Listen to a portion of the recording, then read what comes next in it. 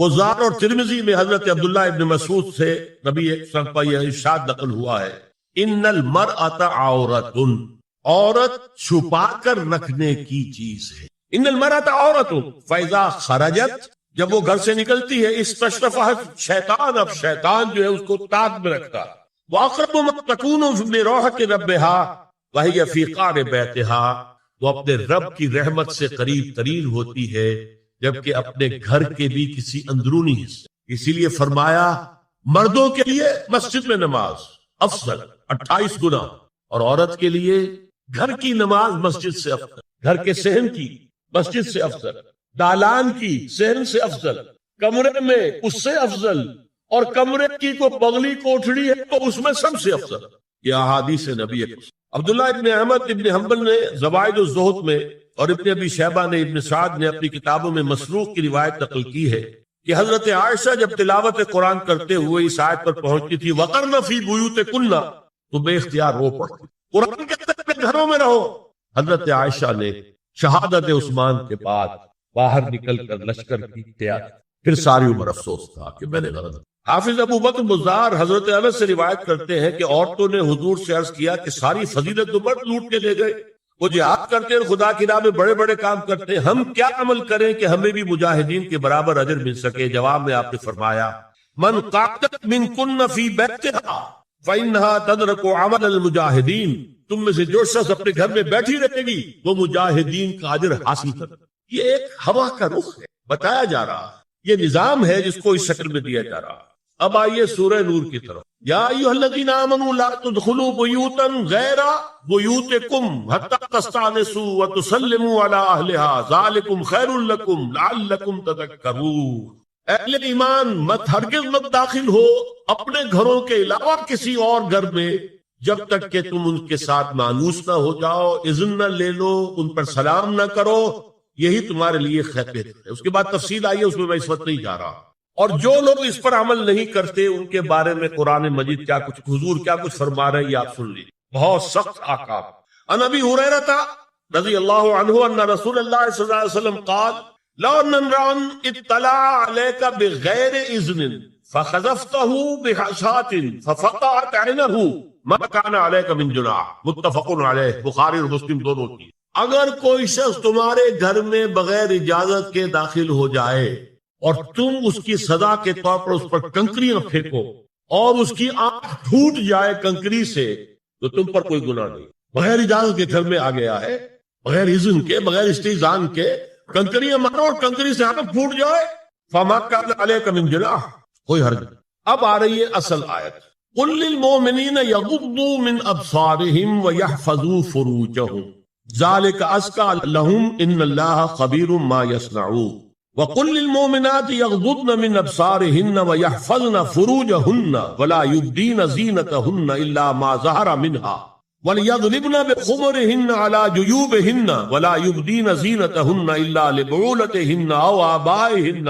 أَوْ آبَاءِ بُعُولَتِهِنَّ أَوْ أَبْنَائِهِنَّ أَوْ أَبْنَاءِ بُعُولَتِهِنَّ أَوْ إِخْوَانِهِنَّ أَوْ بَنِي إِخْوَانِهِنَّ أَوْ بَنِي أَخَوَاتِهِنَّ أَوْ نِسَائِهِنَّ أَوْ مَا مَلَكَتْ أَيْمَانُهُنَّ أَوِ التَّابِعِينَ غَيْرِ أُولِي الْإِرْبَةِ مِنَ الرِّجَالِ أَوِ الطَّفْلِ الَّذِينَ لَا يَظْهَرُوا عَلَى عَوْرَاتِ النِّسَاءِ وَلَا يَضْرِبْنَ بِأَرْجُلِهِنَّ لِيُعْلَمَ مَا يُخْفِينَ مِنْ زِينَتِهِنَّ وَتُوبُوا إِلَى اللَّهِ جَمِيعًا أَيُّهَا الْمُؤْمِنُونَ لَعَلَّكُمْ تُفْلِحُونَ۔ یہ لمبی آیت۔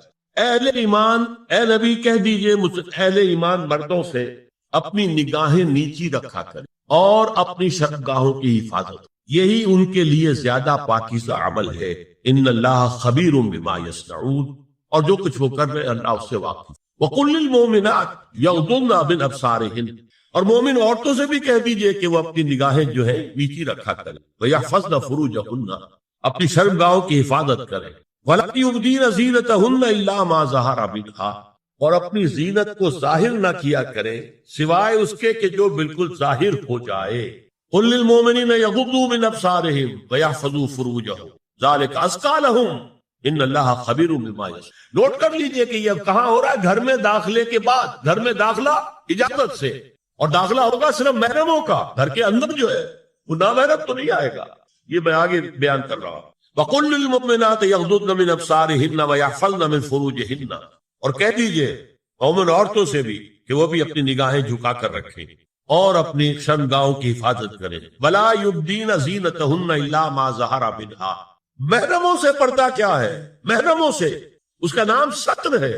عورت کا پورا جسم ستر ہے سوائے چہرے کی ٹکیا اور یہ ہاتھ اور یہ پاؤں. بس کیا مطلب ہے؟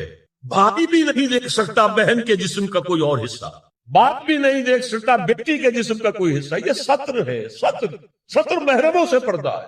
وَلْيَضْرِبْنَ بِخُمُرِهِنَّ عَلَى جُيُوبِهِنَّ. یہ بھی گھر کے اندر کی بات ہو رہی ہے، کیونکہ میں پہلے بتا چکا ہوں جلباب ہوتا تھا جب گھر سے باہر نکلتی تھی عورت تو وہ اپنی چادر لپیٹتی تھی، اپنے چہرہ نہیں ڈھانپتی تھی. صرف چہرے کا حکم دیا گیا اس کے ضمن میں. وہ سورہ احزاب کی آیت ہے، وہ رہ گئی تو میں بیان کروں. اور خمار اوڑھنی ہوتی تھی جو گھر میں اوڑھتی تھی. گھر میں ظاہر بات ہے کہ جلباب تو نہیں لیا جا سکتا، آخر گھر کا کام کاج کرنا ہے، ہلکی سی اوڑھنی وہ گھر میں. لیکن فرمایا وَلْيَضْرِبْنَ بِخُمُرِهِنَّ عَلَى جُيُوبِهِنَّ، اور انہیں چاہیے کہ اپنی اوڑھیوں کے، بکل اوڑھنیوں کے اپنے سینوں کے اوپر، گریبانوں کے اوپر بھی مار لیا کریں. اب اس کے بعد فرمایا وَلَا يُبْدِينَ زِينَتَهُنَّ إِلَّا لِبُعُولَتِهِنَّ. اب یہاں یہ زینت کا لفظ آ رہا ہے چہرے کے، اور چہرے ہی میں کچھ سنگھار بھی ہوتا ہے. اب ان کے لیے کہا گیا کہ چہرے کی زینت اور چہرے کے اوپر اگر کوئی بناؤ سنگھار ہے، زیور ہے، اس کی زینت نہ ظاہر کریں. مگر اب یہ یہاں تفصیلی آئی ہے، جو محرم ہے ان کی تفصیل. تو فرمایا کن کے سامنے ظاہر کر سکتی ہے؟ الا لبعولتہن، سب سے بڑھ کر تو شوہر، اور ابائہن، اور یہ آپ نے باپ. اچھا، باپوں میں نوٹ کی دی، باپ حقیقی ہو، اخیافی ہو، اللاتی ہو یا رضاعی ہو، یہ چاروں قسم کے باپ اس میں شامل. جس عورت نے دودھ پلایا تھا اس کا شوہر بھی باپ بن گیا. اور آباء بعولتہن، اپنے شوہروں کے باپ، یا ابنائہن، ان کے اپنے بیٹے. بیٹوں میں بھی آئیں گے چاروں، اللاتی، اخیافی، عینی اور رضاعی. او ابناء بعولتہن، اور اپنے شوہروں کے بیٹے، ہو سکتا ہے شوہروں کی اور بیویاں بھی ہو تو ان کے بیٹے بھی، جو ستیلے بیٹے ہیں وہ بھی محرم، ان سے کسی شکل میں کبھی شادی نہیں ہو سکتی. او اخوانہن، یا ان کے بھائی. او ابنائہن، یا اپنے بیٹے. او ابناء بعولتہن، یا اپنے شوہروں کے بیٹے. او اخوانہن، یا اپنے بھائی. او بنی اخوانہن، یا اپنے بھائیوں کے بیٹے. او بنی اخواتہن، اپنا بھتیجا. اپنا بھتیجا، شوہر کا بھتیجا نہیں، اپنا بھتیجا محرم ہے. اپنا بھانجا محرم ہے، شوہر کا بھانجا محرم نہیں. او نسائہن، یا ان کی عورتیں، اپنی عورتیں، جان پہچان کی عورت. او ما ملکت ایمانہن، یا جو ان کے داہنے ہاتھوں کی ملکیت، باندیاں، غلام. اس میں عرض کر چکا ہوں کہ اس میں کافی اختلافات ہیں. یہ بھی ہے کہ اس سے مراد صرف باندیاں ہیں، غلام مرد ہیں. یہ بھی ہے کہ مرد بھی ہے، اور یہ بھی ہے کہ مرد جب تک کہ وہ بالغ.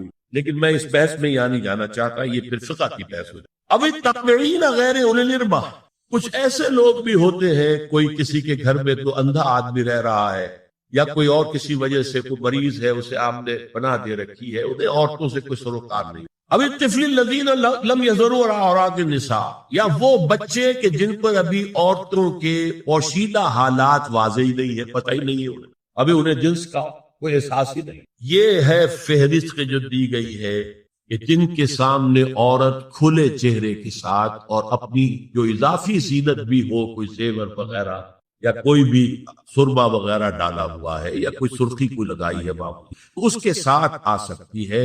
اور یہ وہ رشتے ہیں کہ جن سے کسی حالت میں بھی نکاح نہیں.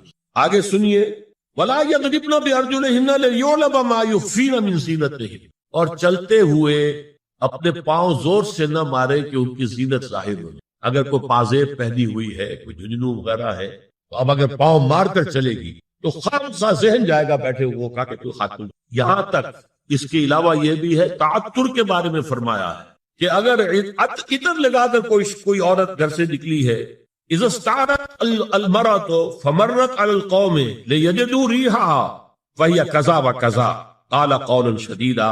اس ابو داؤد کی روایت حضور نے فرمایا جب کوئی عورت عطر لگا کر، خوشبو لگا کر نکلتی ہے کہ لوگ اس کی خوشبو سونگیں یا اس کو اوپر مطلع ہو جائیں تو ایسی ہے، ایسی ہے. بہت سخت الفاظ حضور نے استعمال کیے کہ جس کو راوی نے نقل نہیں. عورت کے لیے خوشبو، عورت کی آواز کا پردہ ہے.